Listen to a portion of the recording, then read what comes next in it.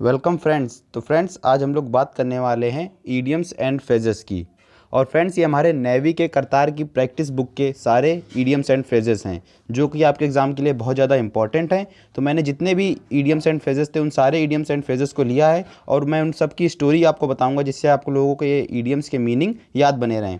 तो चलिए स्टार्ट करते हैं। हमारा पहला वर्ड दे रखा है राइज लाइक अ फोनिक्स, जिसका मीन्स होता है टू बी सक्सेसफुल। तो इसमें हमारा जो राइट ऑप्शन हो जाएगा वो सेकंड नंबर ऑप्शन हो जाएगा। तो अगर हम लोग इस ईडियम की ओरिजिन की बात करें तो जैसा कि इसमें देख पा रहे होंगे राइज लाइक यानी दोबारा से कोई जिंदा हो जाना, और ए फोनिक्स जो दे रखा है ये हमारे एक बर्ड का नेम है। तो पास्ट टाइम में एक बर्ड था जो कई हजारों सालों से जिंदा था। तो उसने एक बार क्या किया, अपनी आत्मदाह कर लिया यानी खुद से सुसाइड कर ली। और जब उसने आत्मदाह करी तो उसके आत्मदाह के पश्चात जब उसकी जो राख थी, एसेस थी, तो उस एसेस से उसका दोबारा से जन्म हो रहा था। जो उसकी राख थी उसी से उसका क्या हो जा रहा था, दोबारा से जन्म हो रहा था, दोबारा से राइज हो रहा था। तो इस ईडियम का भी ओरिजिन यहीं से बना। राइटर ने देखा कि जो पंछी है वो अपनी एसेस से दोबारा से सक्सेसफुल हो रहा है, बार बार उसी से बन जाता है, वो चाहे जितना आत्मदाह कर ले। तो इस ईडियम का भी ओरिजिन यहीं से बना था, यानी टू बी सक्सेसफुल, किसी चीज़ में सक्सेसफुल होना बार बार, तो उसे हम लोग कहते हैं राइज लाइक अ फोनिक्स। तो आई होप आपको ये समझ में आ गया होगा। फोनिक्स क्या था, हमारा एक बर्ड था, और राइज लाइक यानी उसकी तरीके से दोबारा तरीके से जिंदा हो जाना, उसे हम लोग कहते हैं राइज लाइक अ फोनिक्स। तो इसमें हमारा जो सेकंड नंबर ऑप्शन था टू बी सक्सेसफुल, ये हमारा क्या हो जाएगा, राइट ऑप्शन हो जाएगा। तो चलिए हम लोग अपने नेक्स्ट ईडियम की ओर चलते हैं। बरी द हैचेट, जिसका मीन्स होता है टू हैव गुड रिलेशन, यानी इसमें जो हमारा सेकंड नंबर ऑप्शन दे रखा है वही राइट हो जाएगा। तो फ्रेंड्स अगर इस ईडियम की ओरिजिन की बात करें तो इस ईडियम को मैंने पूरी डिटेल के साथ और पिक्चर के थ्रू क्लियर कराया था। जैसे कि आप लोगों को पता ही होगा, मैंने इसमें बताया था बरी मीन्स क्या होता है, किसी चीज़ को दफनाना, और हैचेट मीन्स होता है वह इक्विपमेंट जो कटिंग करने के काम आता है, उसे हम लोग कहते हैं हैचेट। या फिर हम लोग कह सकते हैं जो कुल्हाड़ी होती है, एक्स होती है, उसे हम लोग कह सकते हैं हैचेट। तो इस ईडियम का मैंने ओरिजिन बताया था कि इंग्लैंड में दो कंट्रीज़ थे जिनमें क्या हमेशा इनेमिटी बनी रहती थी। तो एक बार उन उन लोगों ने डिसाइड किया था कि जो लोगों की जो हैचेट है यानी जो कुल्हाड़ी है उसको क्या कर देंगे, बरी कर देंगे यानी दफना देंगे। तो कहीं ना कहीं अगर वो अपनी कुल्हाड़ी को दफना रहे हैं तो कहीं ना कहीं वो क्या कर रहे हैं, अपनी इनेमिटी को ख़त्म कर रहे हैं और गुड रिलेशनशिप बना रहे हैं, यानी कह सकते हैं हम लोग मित्रता कर रहे हैं। तो उसे हम लोग कहते हैं बरी द हैचेट, यानी अपनी हैचेट को, अपनी कुल्हाड़ी को दफना देना, तो क्या करना, गुड रिलेशन बनाना, उसे हम लोग कहते हैं टू हैव गुड रिलेशन। तो इसमें हमारा सेकंड नंबर ऑप्शन राइट हो जाएगा। और दोस्तों अगर वो वीडियो आप लोगों को देखना है तो आप लोग ईडियम वाली सीरीज़ में जाकर देख सकते हैं, मैंने इसको पूरा डिटेल से क्लियर कराया है।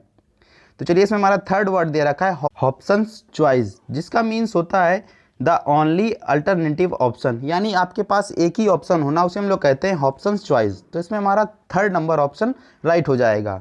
तो फ्रेंड्स अगर हम लोग इस ईडियम की ओरिजिन की बात करें, जैसे कि आप लोग देख पा रहे होंगे हॉब्सन चॉइस यानी हॉब्सन की चॉइस।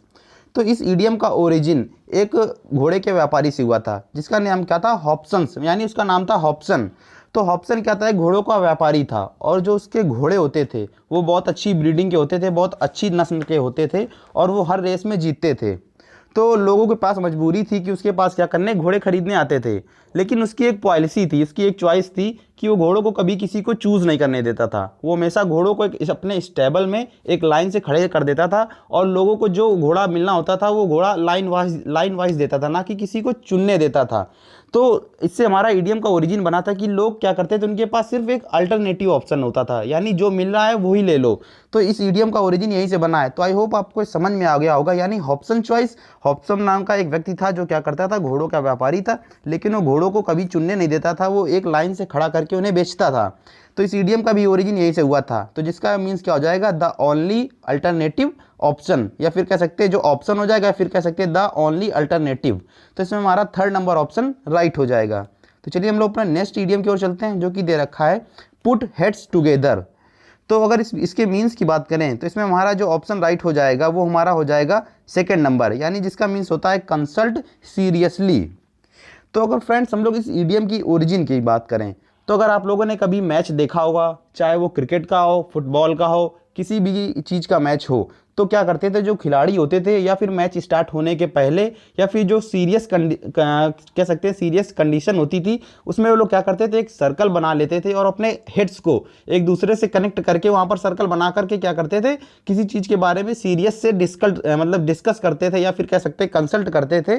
तो इस ईडियम का भी ओरिजिन आप यहीं से बना है। तो आई होप आपको समझ में आ गया होगा। आप लोगों ने बहुत बार मैच देखा होगा जिसमें लोग क्या करते हैं या फिर जो खिलाड़ी होते थे अपने हेड्स को कनेक्ट करके क्या करते थे, कंसल्ट करते थे सीरियसली, मतलब किसी चीज़ के बारे में गंभीरता से विचार करते थे। तो इसका ईडियम हमारा ओरिजिन जो था यहीं से बना था, यानी पुट हेड्स टुगेदर, जिसका मीन्स हो जाएगा कंसल्ट सीरियसली।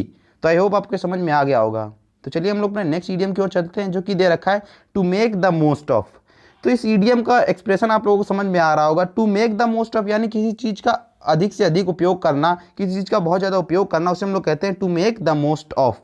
तो अगर हम लोग इसमें राइट ऑप्शन की बात करें तो इसमें हमारा फर्स्ट नंबर ऑप्शन राइट हो जाएगा, to utilise something to the full, यानी किसी चीज़ का भरपूर उपयोग करना, उसे हम लोग कहते हैं to utilise something to the full. तो चलिए हम लोग अपने नेक्स्ट ईडियम की ओर चलते हैं, जो कि दे रखा है टू बी एट लार्ज।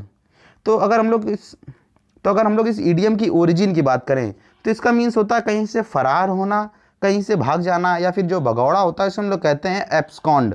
तो इसका मीनिंग आप लोगों को याद रखना होगा, टू बी एट लार्ज या फिर आपसे पूछा जा सकता है एट लार्ज। तो इन दोनों का मीन्स एक ही होता है, एब्सकॉन्ड। एब्सकॉन्ड मीन्स क्या होता है, फरार होना या फिर जो भगौड़ा होना होता है उसे हम लोग कहते हैं एब्सकॉन्ड। तो फ्रेंड्स मैं इसकी ट्रिक भी करा चुका हूँ आप लोगों को। देखिए मैंने इसकी ट्रिक क्या बनाई थी, ए बी को हम लोगों ने याद किया था अब से, और SCOND को याद किया था सेकेंड से। तो पिताजी क्या कह रहे थे, अब एक सेकंड में तुम यहाँ से फरार हो जाओ। तुम्हारी ट्रिक क्या बनी थी, पिताजी गुस्से में क्या कहते हैं, तुम एक सेकंड में यहाँ से फरार हो जाओ। तो बस हमारी ट्रिक यहीं से बनी थी। एब्सकॉन्ड मीन्स हो गया फरार होना या फिर भगौड़ा होना, उसे हम लोग कहते हैं एब्सकॉन्ड। तो टू बी एट लार्ज का मीन्स हो जाएगा एब्सकॉन्ड।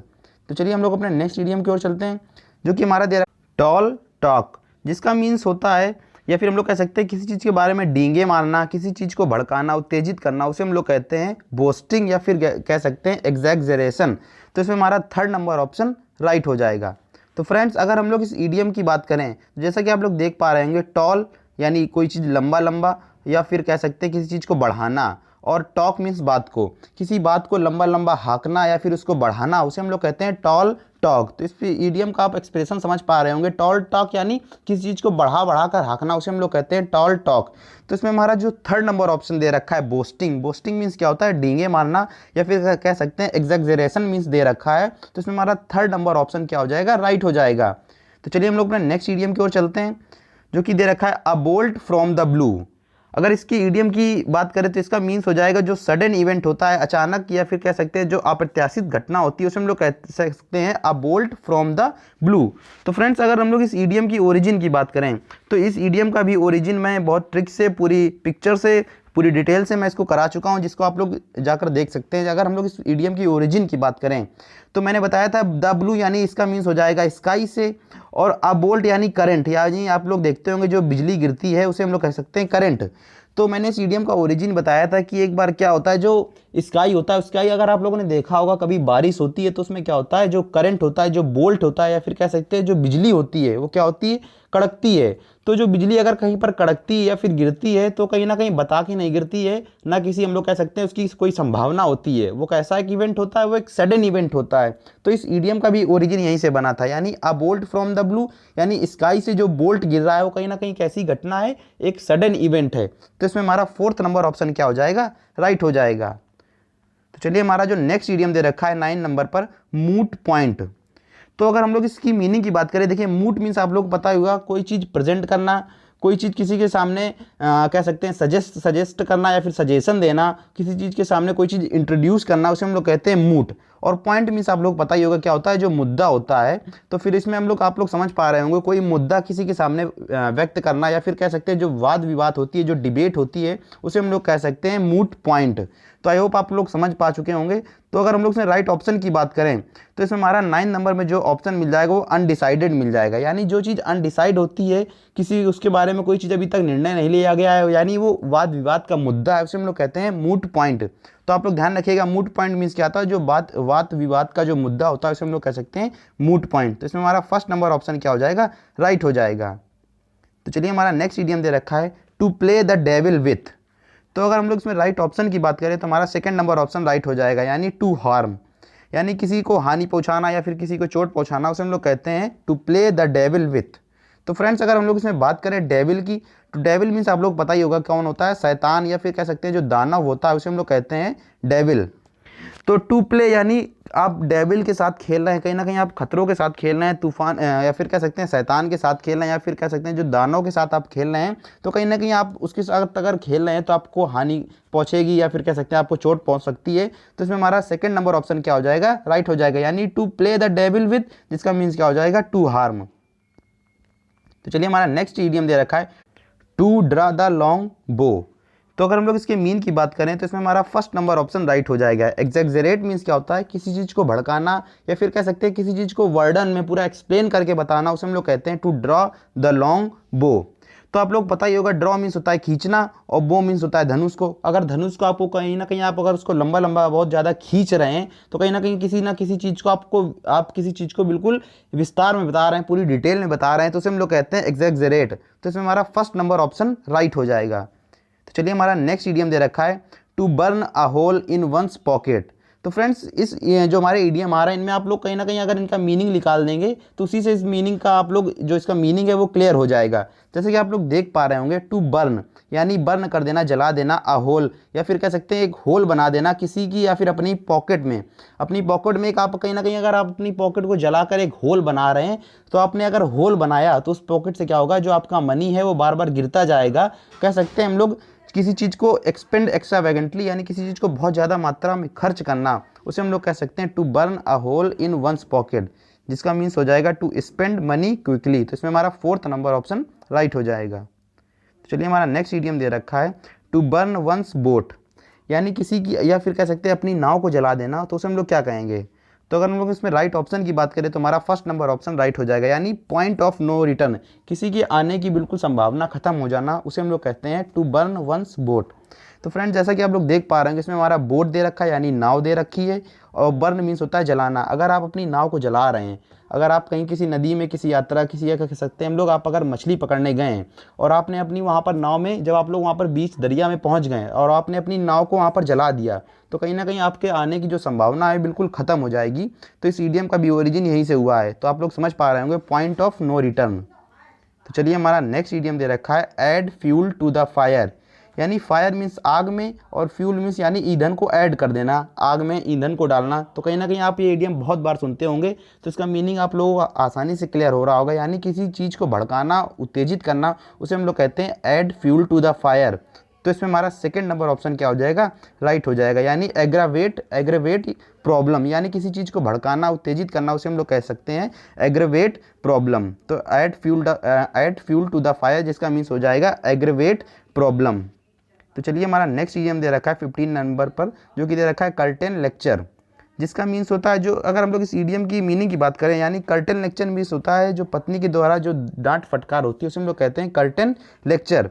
तो इसमें हमारा जो थर्ड नंबर आप लोग देख पा रहे होंगे, are reproof by wife to her husband, यानी जो पत्नी के द्वारा पति को जो डांट लगाई जाती है उसे हम लोग कहते हैं कर्टेन लेक्चर। तो इसका मीनिंग आप लोग ध्यान रखिएगा और आपके एग्जाम के लिए इंपॉर्टेंट भी है। और दोस्तों अगर वीडियो पसंद आ रहा हो तो लाइक भी करना।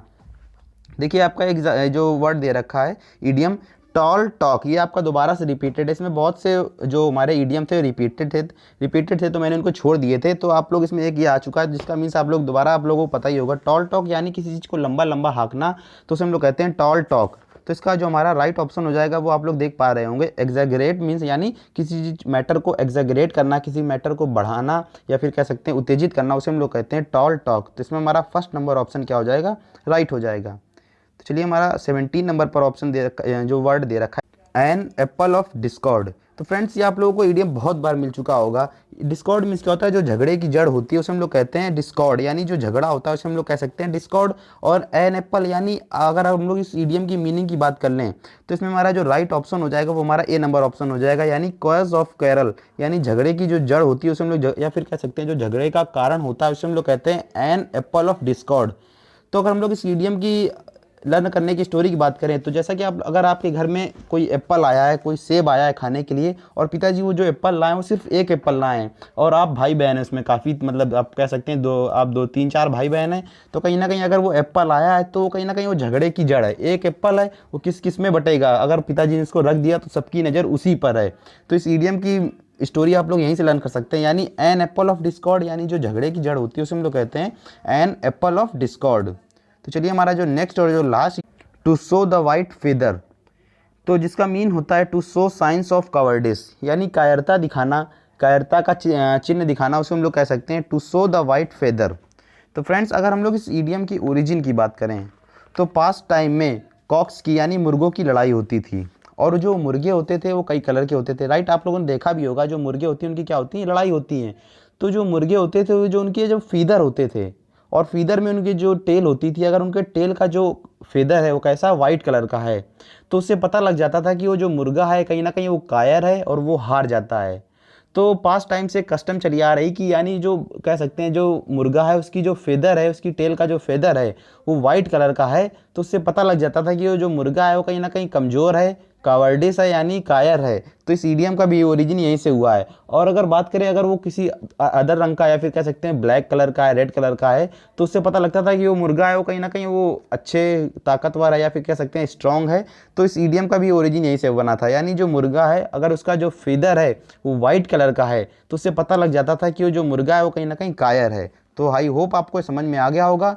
तो फ्रेंड्स इसी के साथ हमारे जो ईडियम थे वो समाप्त होते हैं, यानी जो हमारे जितने भी 20 प्रैक्टिस सेट होते हैं, मैंने उस सारे प्रैक्टिस सेट के जो ईडियम थे वो करा दिए हैं, और उनमें से कुछ रिपीटेड थे तो मैंने उन्हें लीव कर दिया है। तो चलिए दोस्तों, जय हिंद, जय भारत।